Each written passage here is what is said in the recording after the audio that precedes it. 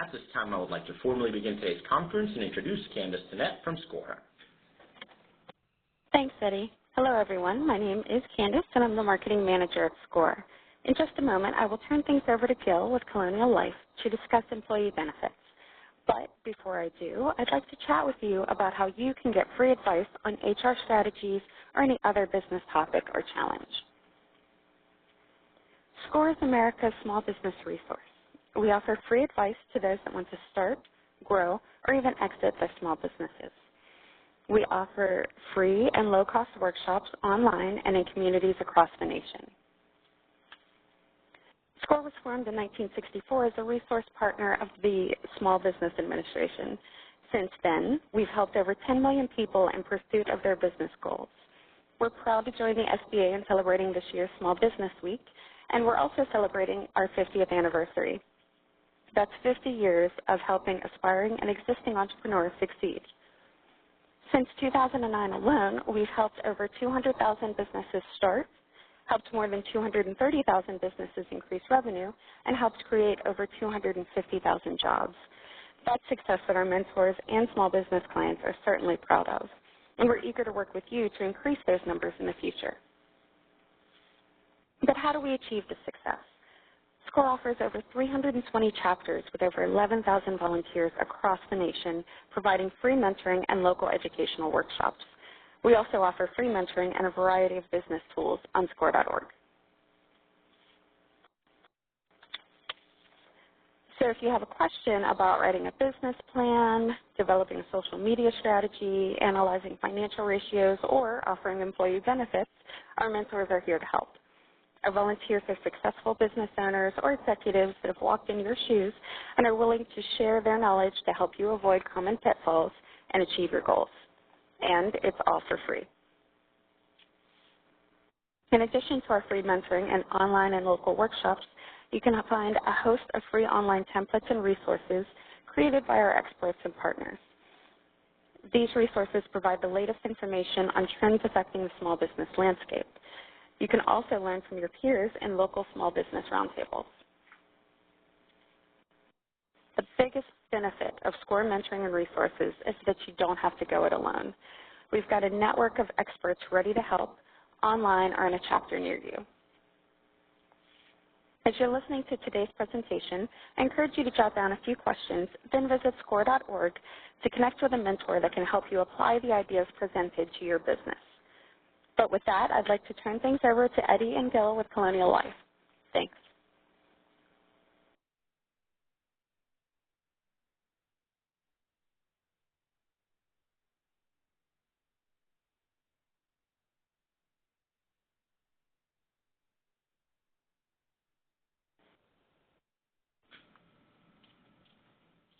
Thank you, Candace.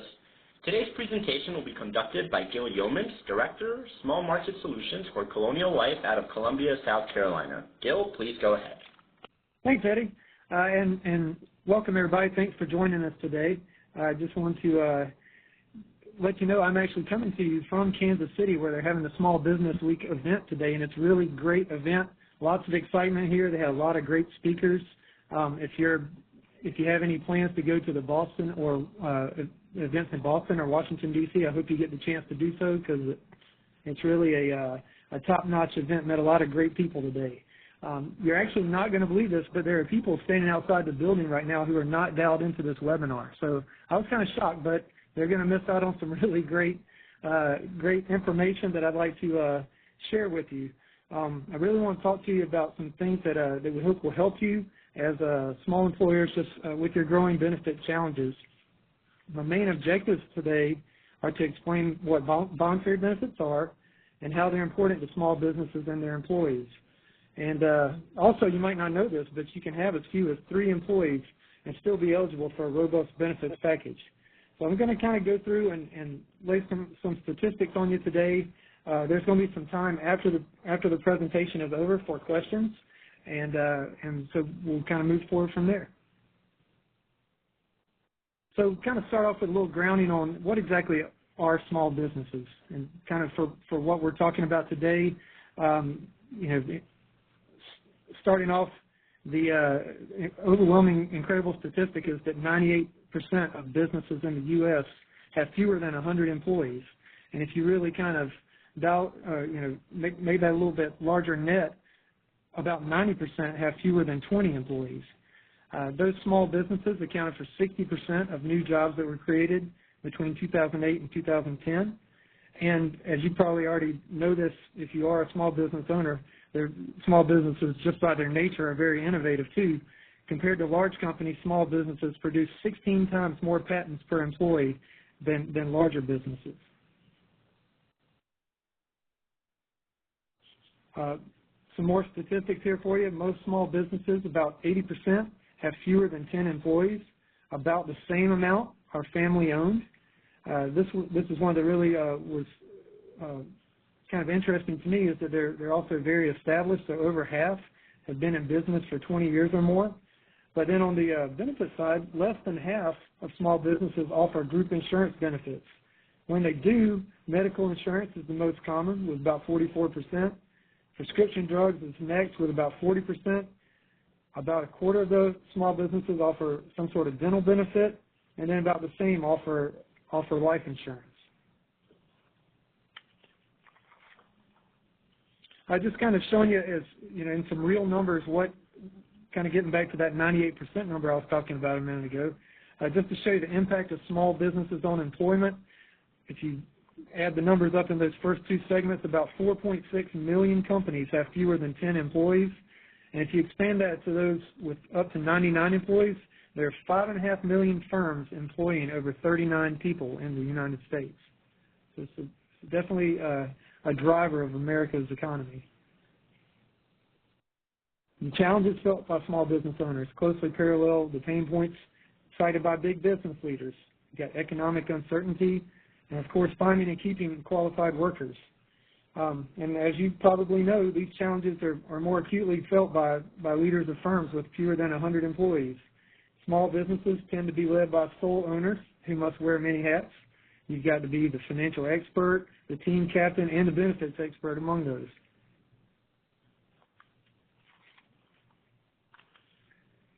On the plus side, if you're looking at a small business, a smaller size often translates into fewer management layers, which lends itself to faster decision making. Therefore, you have faster change management and creative agility. Some of the challenges can include things like an inability to access needed financing for expansion. So there's about 30% of small businesses that report that they have trouble with that. You have lack of economy of scale often when it comes to keeping up with regulatory and legal changes. Smaller companies actually typically pay more per employee in compliance than larger firms. You have difficulty in finding qualified applicants for job openings, which makes retention of current well-trained employees a high priority. And, of course, with wearing all the hats, it's difficult to find time to focus on employee benefits. The problem with that, however, is that when you ignore employee benefits, it puts small businesses at risk of losing workers, and then you lose your competitive edge.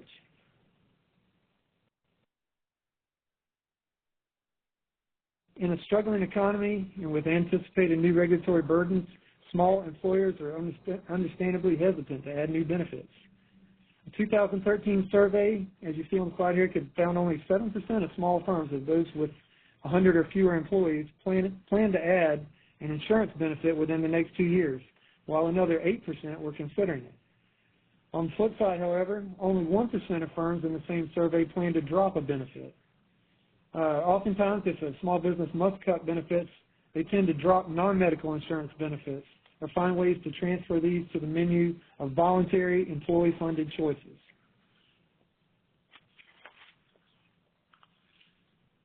The competing demands of operating a small business leave little time for owners to focus on employee benefits. Comparing insurance plans and selecting a benefit package that provides value is complicated and time-consuming. As a result, many employers are simply unaware of the options available outside of core health benefits. Voluntary benefits in particular get little attention. While 57% of large employers say voluntary benefits are an important part of their company's benefit strategy, only 31% of those with 500 or fewer employees assign a similar value. That's where there's a gap between what employers think and what employees really value. Most employers believe workers value take-home pay over other benefits, but there's a huge gap between what employers believe and what their workers say. Employees value non-medical insurance benefits and voluntary benefits almost twice as much as what employers believe. Salary remains the top loyalty driver, but the majority of employees in small firms value health and retirement benefits as well. 44% say non-medical benefits are also key to keeping them loyal.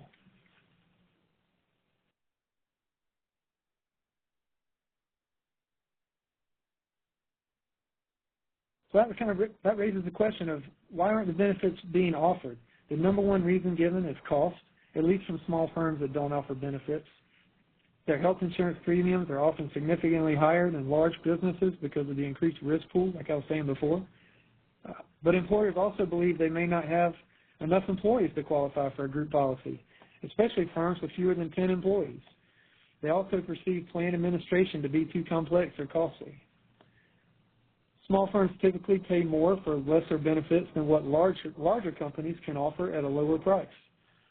That's why many small firms offer health, dental and vision, and life insurance benefits, but think that because of their size, they're unable to offer group benefit options for disability and accident insurance.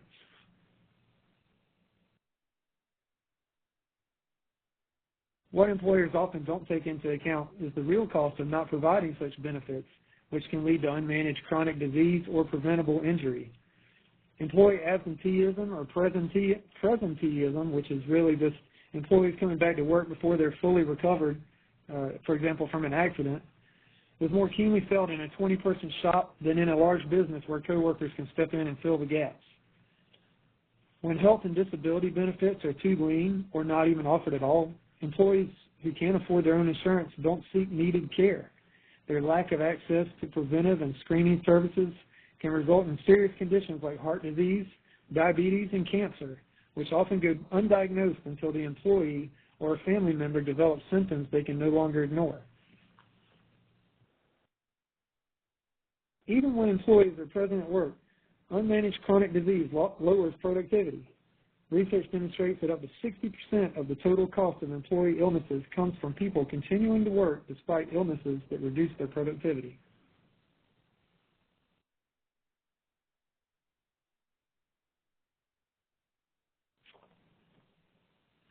Employees in small firms that do offer benefits tend to participate at a lower rate than those at larger firms. This is just some statistics that kind of lay the groundwork for you. Employees cite cost as the overriding factor for declining to enroll, but usually cultural myths are a factor in that. 20% of those in smaller firms say they're too young to need benefits, compared to just 8% in large firms. There's a strong need for employees to have coverage, as you can see from the statistics on the screen. And you've got to put a few statistics on here just to make it hard for those people listening to the recorded version later. But you get the benefits since you dialed in here today, so you can see several of the numbers on the screen here. Employees who don't have adequate benefit options for those employees, an unexpected life event could mean financial ruin for the household, especially for the 36% of workers who report living paycheck to paycheck. More than a third of small business employees are concerned about having enough savings if they're unable to work, and 1/3 is concerned about having enough savings to cover medical costs not covered by their regular health insurance.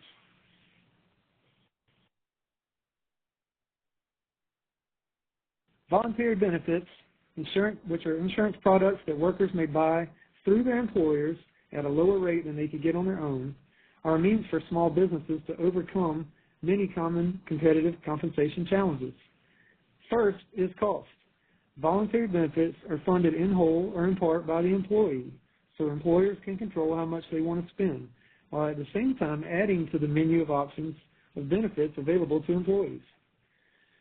Moving some benefits to voluntary coverage can also support a health plan design strategy by helping alleviate some of the potential for employees to experience higher out-of-pocket costs associated with higher deductibles and coinsurance that may be part of a new core benefits plan. Secondly on here, you'll see choice. Employees' insurance needs are unique. By offering a range of low-cost options, a small employer can help workers become more engaged in their benefits arrangement to choose options that fit their budgets and life needs. Finally, There's convenience. Qualified benefits carriers can take the burden of employee education, enrollment, and administration off of the employer by handling the communication, group and individual counseling, and technical details to the experts, and allowing the employer to concentrate on his or her core business.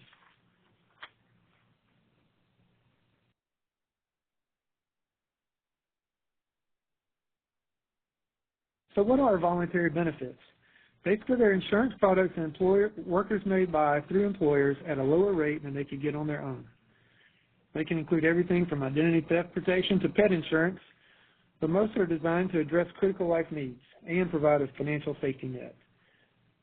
Group rates, payroll deduction, and the prospect of portability make benefits affordable and attractive.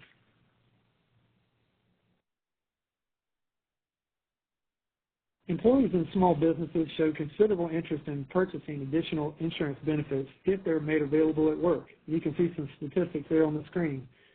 Short-term disability and life insurance are at the top of the list.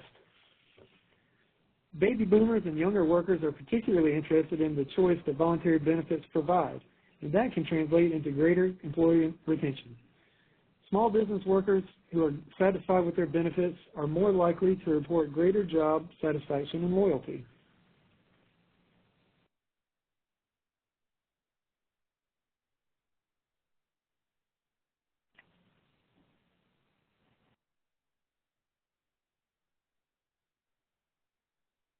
Employees are playing a greater role in making their benefit decisions, yet employees at small firms are less likely to get the information they need to make informed decisions and complete their enrollment. Workers at smaller firms with 100 or fewer employees consistently report less familiarity with different types of insurance, such as life, vision, and disability. When employees don't understand or fully appreciate the benefits available, employers lose an opportunity to improve morale and increase loyalty. Benefits education is more than just a brochure or a website. Small businesses can rarely have a dedicated benefits manager who can adequately educate and manage enrollment. Personalized counseling, which is taking into account the individual's financial, health, and family situation, requires an understanding of benefits that most small business owners don't have. Voluntary benefits providers are willing and qualified to provide these educational resources for the employer as part of their enrollment services, and most importantly, at no cost to the employer.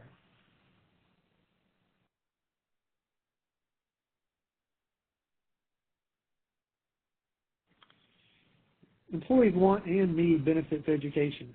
98% of those surveyed said their benefits counseling sessions were important, and 97% said the sessions improved or significantly improved their understanding of their benefits. Almost 3 out of 4 small business employees report that they're interested in their employer providing financial education programs, yet only 29% of small employers offer them.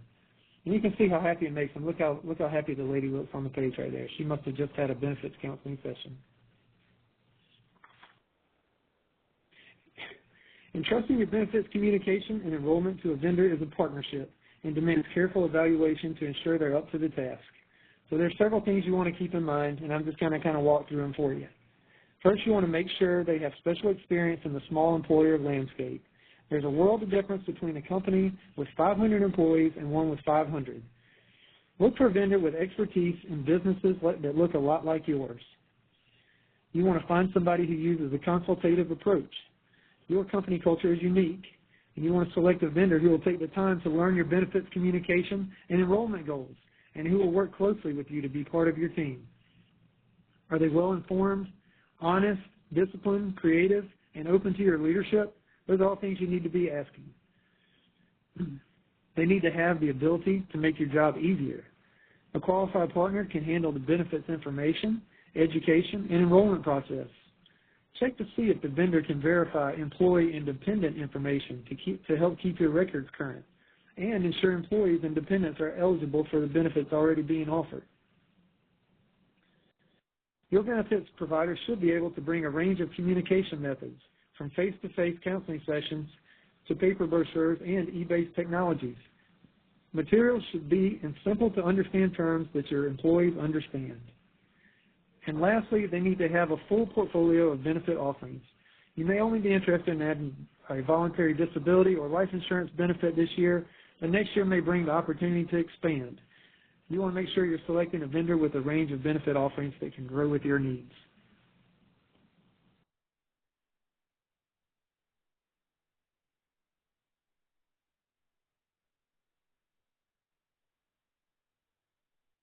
Hiring and keeping strong employees is one of the top and most challenging priorities for small businesses.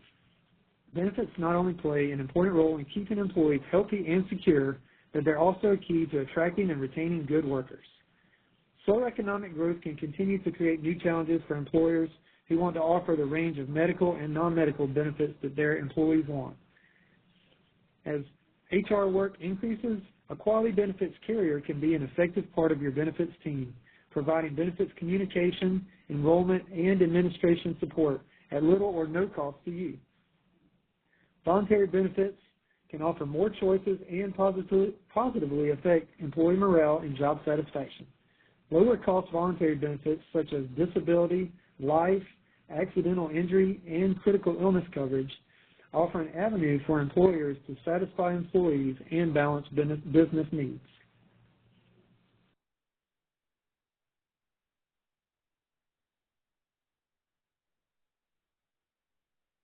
So actually, I just heard from our technical advisor that I have 2 more hours to talk about voluntary benefits. Oh, actually, no, they actually said that we're kind of coming to the end of our time. So that is actually all I had for you today. I just wanted to thank everybody for your time. I want to take some questions in a second, and I see there's a few that have come in. I really hope you found the information helpful as you seek ways to keep your small business growing and successful. To learn more about voluntary benefits and how they can help your business, please contact us at Colonial Life at the website on the screen. It's smallmarket@coloniallife.com. Or our friends at the SBA have also included a couple of very helpful links, especially if you have questions about the Affordable Care Act. You can visit sba.gov/healthcare or business.usa.gov for more information and resources. So let's take a look at the questions we have here. Eddie, can you kind of read back the ones that came in? Absolutely, Gil, absolutely. I will proceed to read the questions out loud to you here so you can answer them for our audience. Before I do that, I would like to remind our participants that if you would like to submit a question, you may use the send note icon at the top of your screen or the chat box and simply select all presenters or all moderators there in the drop-down box. Again, that's the send note icon or the chat box, and please submit your questions to all moderators or presenters.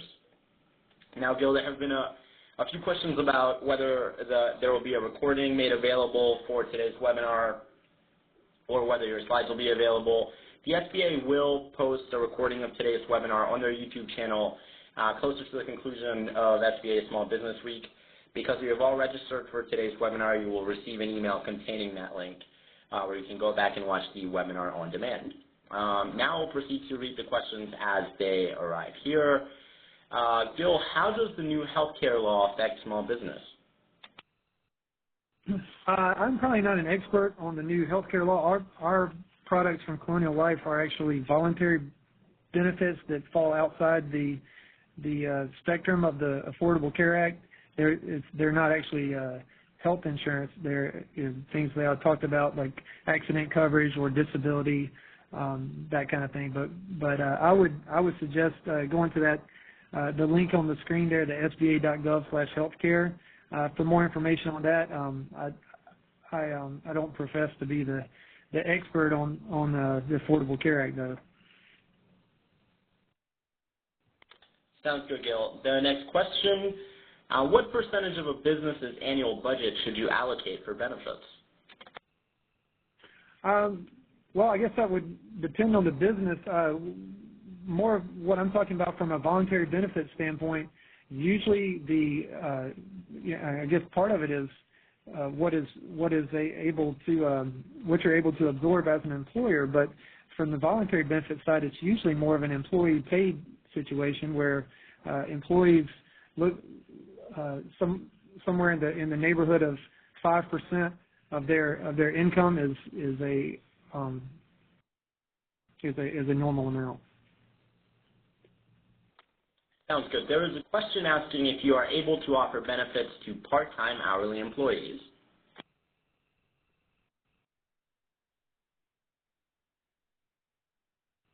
It will probably depend on the industry. What we have, if someone is employed at a workplace, we do offer accident plans, other coverage that they can get if they are employed by the business, especially if there's a record of employment, usually somewhere in the neighborhood of 6 months, then they can obtain coverage.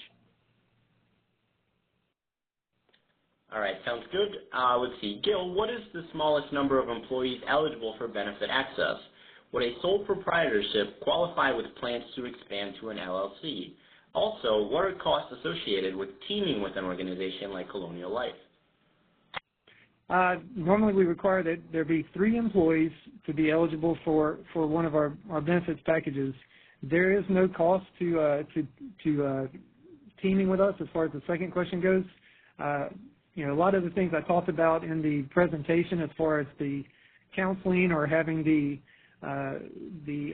benefits representative meeting with the employees to talk about their current benefits packages, just really giving that benefits education, those things are provided at no cost.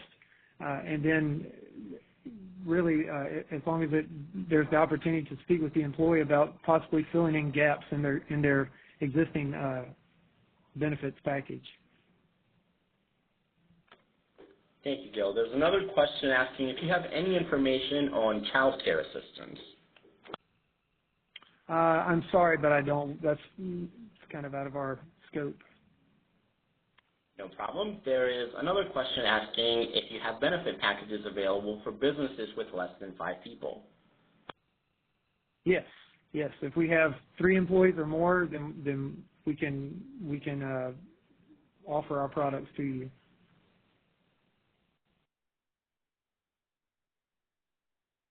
That sounds good. I'm getting a few more questions asking again about the recording of today's webinar. Just a reminder that SBA will post a recording of today's webinar to their YouTube channel towards the conclusion of Small Business Week. And as far as some information and some more resources in terms of Small Business Week, you can visit sba.gov, and it's going to be there on their front page. Just a quick reminder to all of our participants, if you would like to submit a question, you may use the send note icon at the top of your screen or the chat box and address your questions to all moderators or presenters. Gil, we just received another question asking if you have any packages geared around military hires. Not specifically. I mean, we do.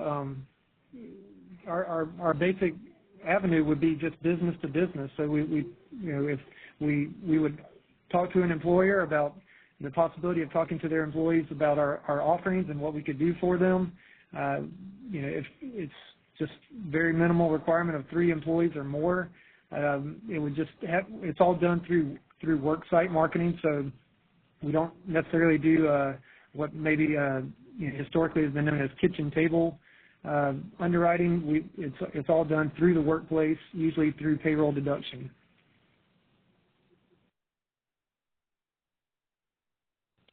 All right, sounds good. The next question, what do you suggest to home-based or self-employed businesses?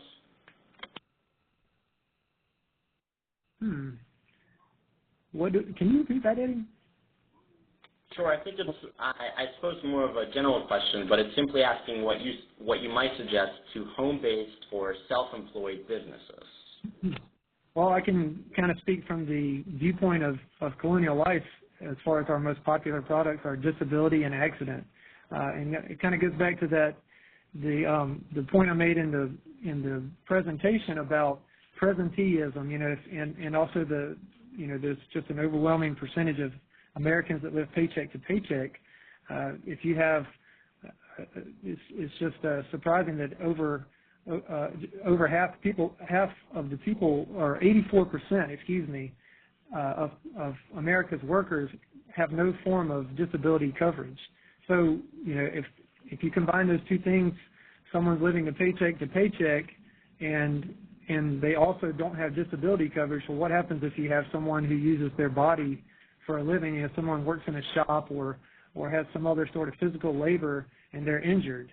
There's statistics that talk about the number of medical-related bankruptcies, and that's just, if somebody had something like that happen to them, they would have no income protection. So if I have a small business, the first thing I would look at, especially if I were providing it as an owner, would be offering some sort of disability coverage, because not only is it important to help your employees protect themselves and their paycheck, but also it's just a great loyalty builder where, I was talking earlier about how important it is to keep and retain those employees that you maybe spend a lot of money trying to find and hire them, or if they left, what it would do to your business. Having disability coverage would be my number one choice. If I had to pick a second one, I would say accident coverage, because the kind of the same thing. If you have something that happens to you, just being covered. When I say accident coverage, it's usually what's called an indemnity product. So if you have an accident where you break your leg or break your arm, there would just be a flat amount paid to you based on a menu of items. So different rates for breaking an arm or breaking a leg or some other injury that would help cover your out-of-pocket medical expenses that maybe your regular medical insurance doesn't cover.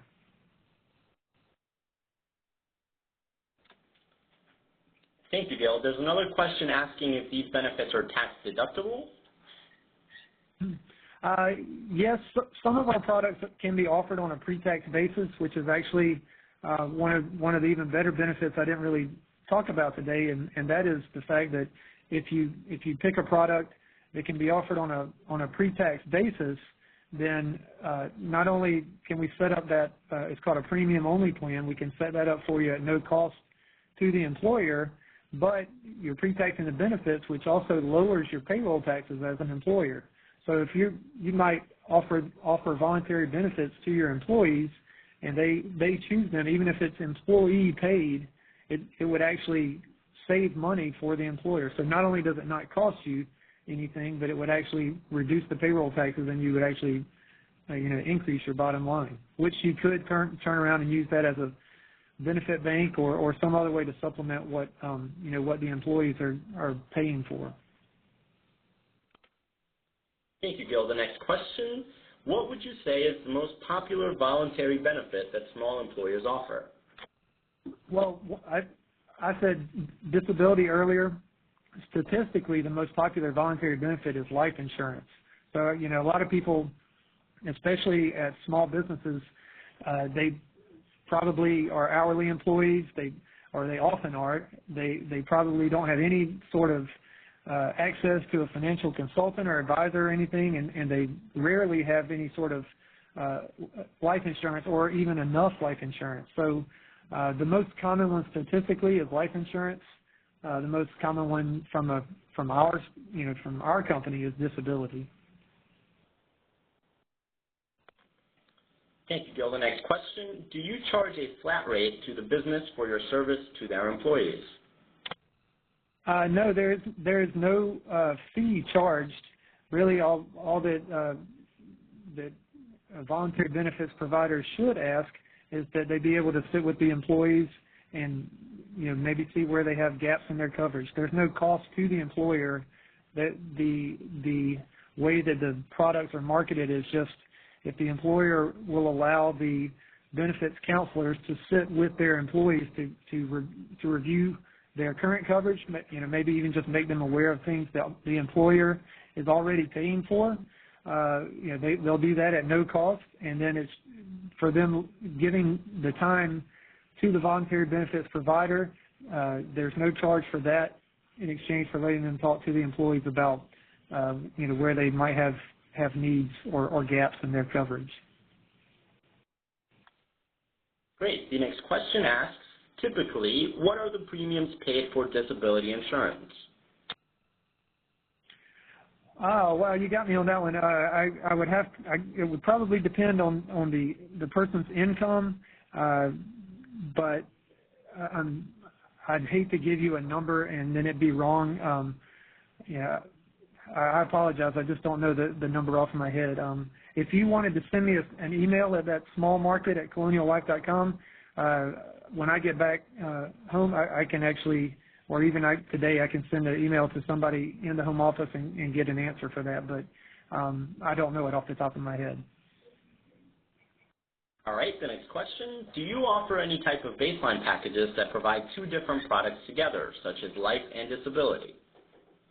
Yeah, that's a great question. We actually have a special underwriting offer for small businesses, and it's really targeted at businesses that have fewer than 100 employees.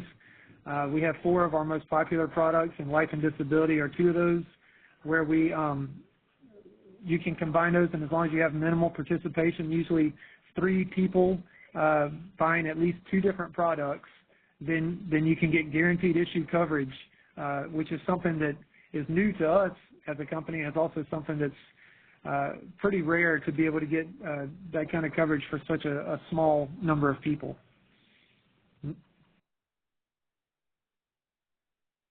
All right, the next question. I am planning to hire people that are retired. Are there any problems with that? Are there any special things I need to hear? No, I would just say if there are products that are age sensitive, such as life insurance, obviously there might be age limits on the issue age, but for things like accident and disability, that would not be an issue.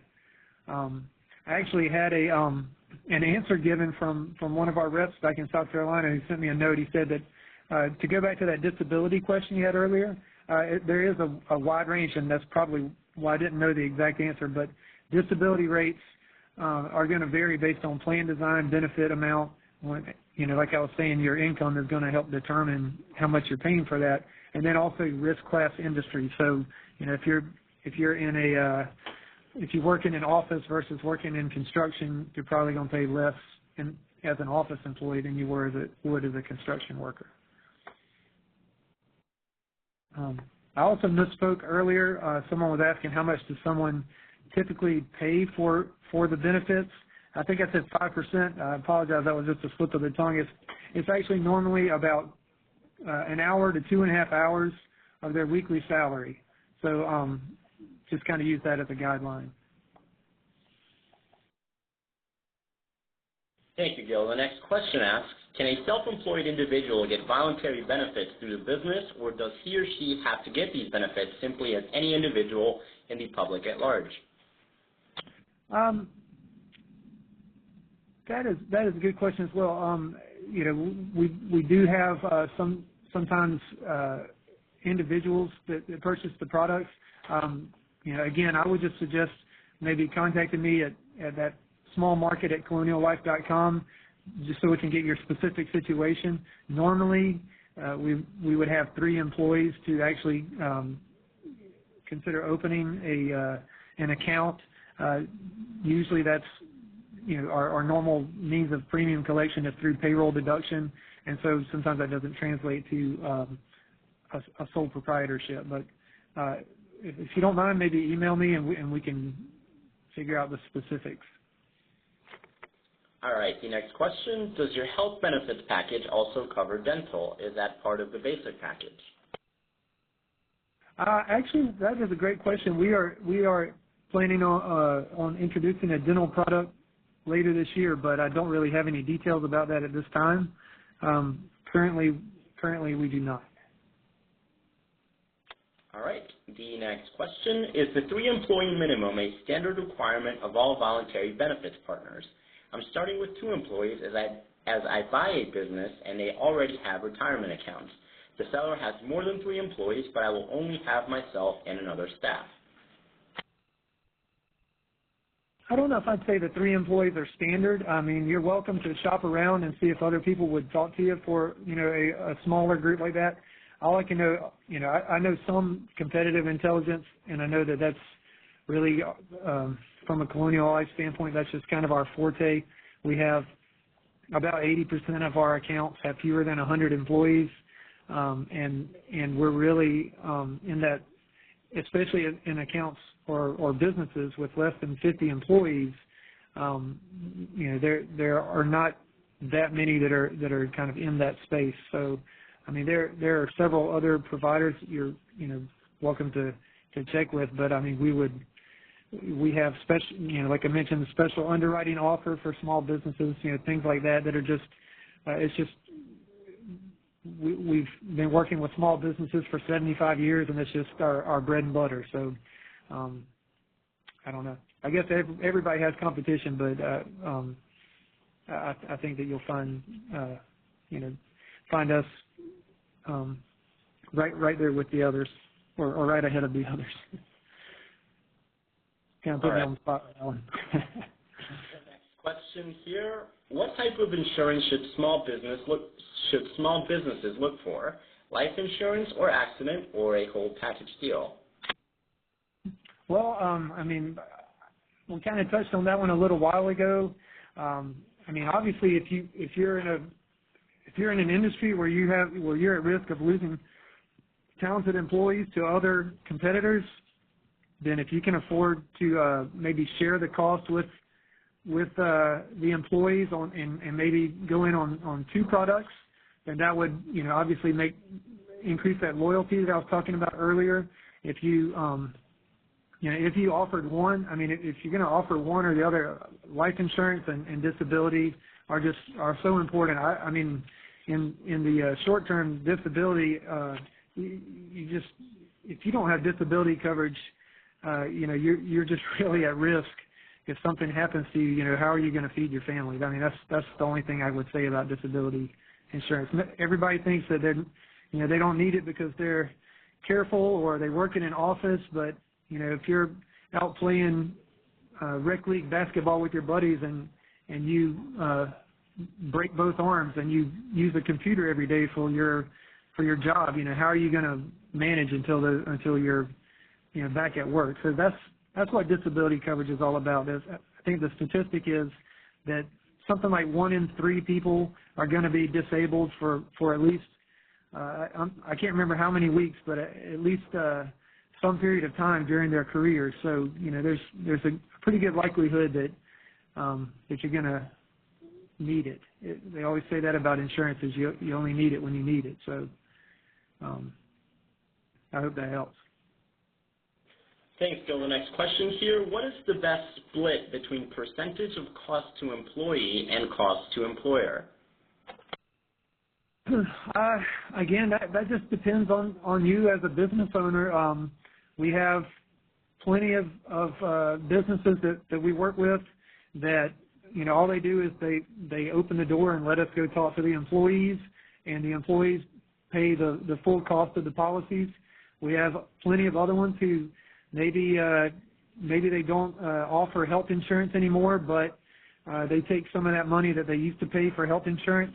Maybe their deductibles got too high and they couldn't afford it, so they take some of that money they used to spend and they offer a benefit bank to the employees. I mean, there's plenty of different ways you can do it. I can't really, there's not really an across the board answer for that. It's just kind of what is your appetite for as an owner for participating in those costs with the employee, and also what is the need. All right. The next question: do employees have to be W-2 employees, or do 1099 consultants qualify? That is a great question. Actually, 1099s can qualify. There's usually, I think one of the questions from earlier, there's a time of service, if you will, requirement. And off the top of my head, I think that is about 6 months. So if it's a 1099 who's been with the business for 6 months or more, and it may be 180 days, I apologize, but it's either 180 days or 6 months, then we can offer them, they can be eligible for the offering. All right, the next question. I believe you may have touched on this briefly not too long ago, Gil, but the question asks, are the costs for those voluntary benefits packages usually shared by employer and employee, or is it usually a cost the employee pays?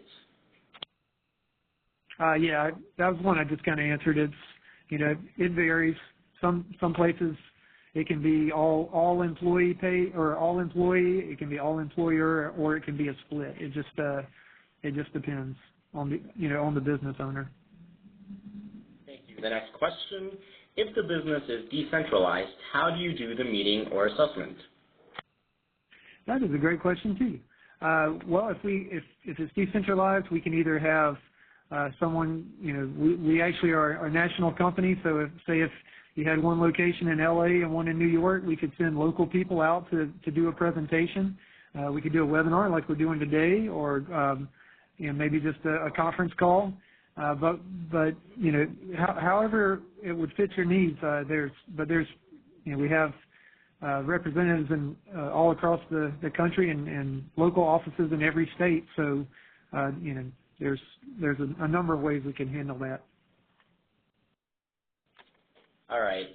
The next question, what is the best way to get in contact with someone from Colonial Life to talk about the specific voluntary benefits needs of my business? I'm sorry, can you say that one more time? Sure. What is the best way to get in contact with someone from Colonial Life to talk about the specific voluntary benefits needs of my business? Probably the easiest way, especially if you're on this webinar, is just to send me an email at smallmarket@coloniallife.com. Those will all come to my department, and we're going to go through those. If someone is in Kansas or someone's in South Carolina and they've never spoken to somebody, we'll at least get our local person out to talk to them, see if they can schedule an appointment, just see if it's a right fit for their business. But we're going to take all the inquiries that come from this webinar or this week and funnel them to the local people so that you have somebody you can actually build a relationship with instead of somebody just over the phone. Great. The next question asks, are there typically annual enrollment periods, or can employees add coverages throughout the year? Typically, just because to avoid the interruptions of the business, typically there's an enrollment period each year, but we definitely are open to adding coverage during the year. Normally, there are people whose sole function is to coordinate that type of function. So if you have new hires, especially companies that are bringing on new people during the year, if you just had an enrollment in February and someone's hired in March, and maybe you don't want to make them wait until next February to be eligible for the benefits, somebody could come out to talk to that person or any other new hires, or if they're existing people, they could add a benefit at that time as well. If you were doing business with Colonial Life, you would have a local sales rep working with you, and you would have that person's contact information. You could call them anytime to have them come out for that kind of thing. All right. The next question, can you discuss more benefits than the ones already mentioned? Yeah, I think the main ones I've been talking about were disability, life, and accident. Probably our other two most popular are critical illness and cancer. So critical illness would be if you're for things like a heart attack or a stroke, you can buy coverage to pay a flat amount. There's one of the main things it offers is maybe you have a $20,000 face amount. So if you have a qualifying event such as a heart attack or a stroke, then then whatever your face amount of your coverage is, you would receive that amount after filing the claim, and that kind of thing goes to help with out-of-pocket medical expenses, maybe loss of wages from being out of work. There's all the other things that go with having a heart attack or a stroke, like being in the hospital. You've got people visiting you that have hotel costs. You're eating at restaurants. All the kind of out-of-pocket costs that you incur in addition to that lost income. But cancer and critical illness are probably our next two most popular products. We also have a medical bridge, which is kind of a hospital indemnity plan. It really helps fill gaps if you have an insurance plan with a high deductible. Maybe you have a $2,000 deductible, you have what's called a medical bridge or a medical bridge product where if you're admitted to a hospital, then it pays you a certain amount per day that fills in some of the gaps instead of you having to come out of pocket for those costs. Thank you, Gil. There's been a question as to the source of the statistics presented during your presentation. Okay.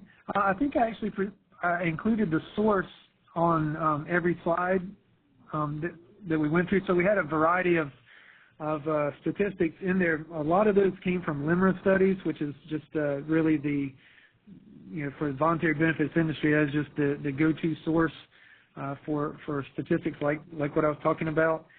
Some of those came from just kind of flipping through what I have here. We actually did a couple of Harris polls that we paid for as a company, and some of those came from that.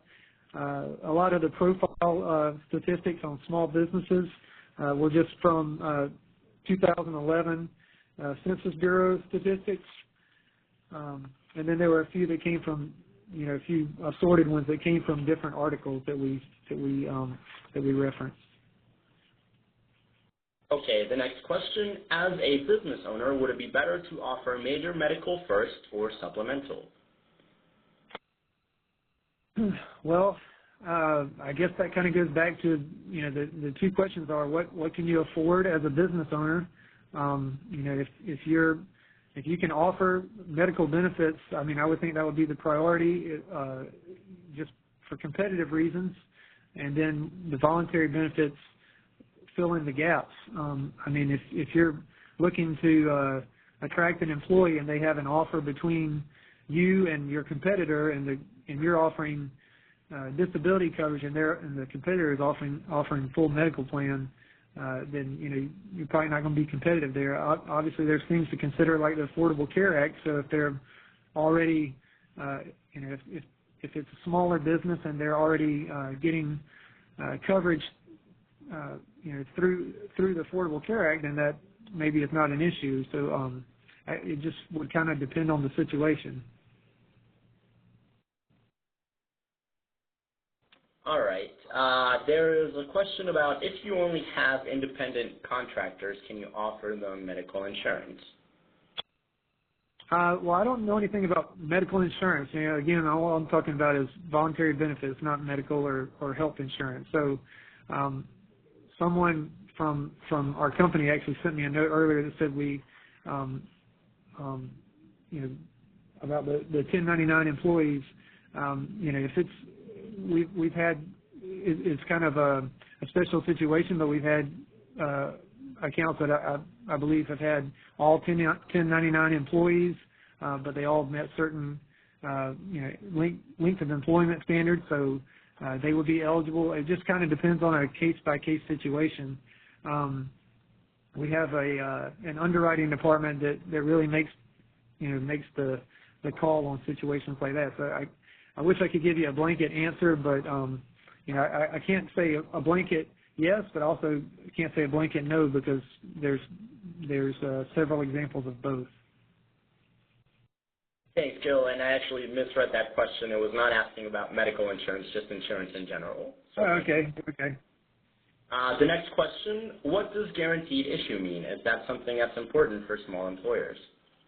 Yeah, so guaranteed issue means, kind of going back to the underwriting offer I was talking about earlier for small businesses, if you have a product that has certain, maybe we normally ask health questions that would disqualify a person from receiving coverage. If we meet minimum participation requirements, like for the small businesses, it's typically 3 employees participating. If we meet the requirements for this product in this underwriting offer, then the employees get that coverage, what's called guaranteed issue. So they don't have to, as long as we have, like for the offering we have now, as long as we have 3 people, then they get the coverage for that, regardless of their prior medical history. Thank you, Gil. Let's see, the next question here. Are there tax benefits to the business by offering healthcare coverage other than healthcare.gov?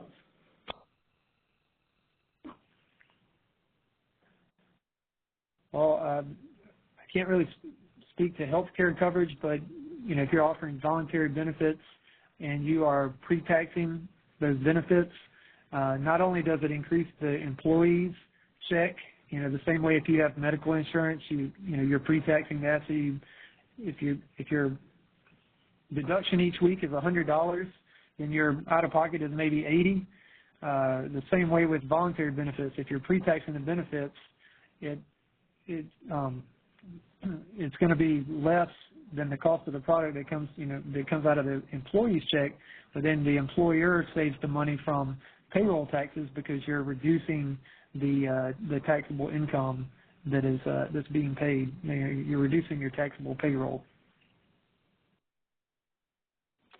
Great. The next question: if a business is operated overseas or if employees are on a work visa, can they qualify? Typically, no. We would not underwrite anything outside the U.S. or someone who's on a visa. All right. The next question here is: enrollment guaranteed to employees. Are costs constant, or do they vary according to employee circumstance?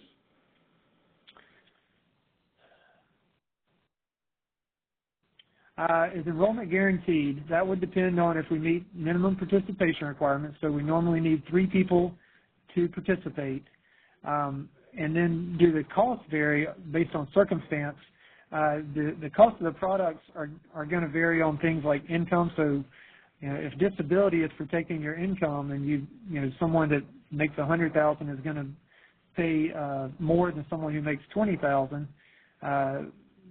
Things like an accident plan, the price will vary based on if you're doing just covering yourself or if you're covering yourself and a child or your entire family. But, the cost is going to vary based on, for things like accident, based on who you're covering. Or for things like critical illness, the cost is going to vary obviously based on the face amount because if you get higher coverage, it's going to cost more. But if you it also varies based on age, so it's age banded. The rates are age banded. All right, I believe we have time just maybe 1 or 2 more questions here before the top of the hour, Gil. Is there an age limit for life and disability insurance? There is an age limit for life. Again, if you could just email me that question, I can find out specifics for you on that because I can't quote the underwriting requirements. As far as disability, I don't believe there's any kind of age banding for that, or any age limit. All right, and the last question here, Gil, that we'll have time for: can a company make a standardized plan that it offers as a hiring package?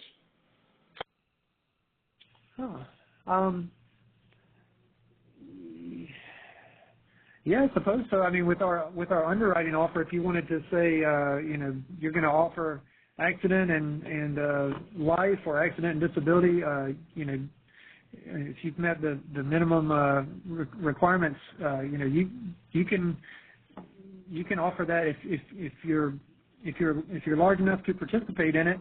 If you want to say, we're going to hire this new person and we're going to, if you come to work for us, we're going to pay for you an accident policy and life insurance up to this amount, then yeah, I mean, of course you can do that. All right, Gil, and I believe that's the last question, technically, with the time constraints here that we've been able to get to. Okay. I did have an answer back on that disability, though. There is a cap at age 64. I apologize for that. I didn't realize that had a limit.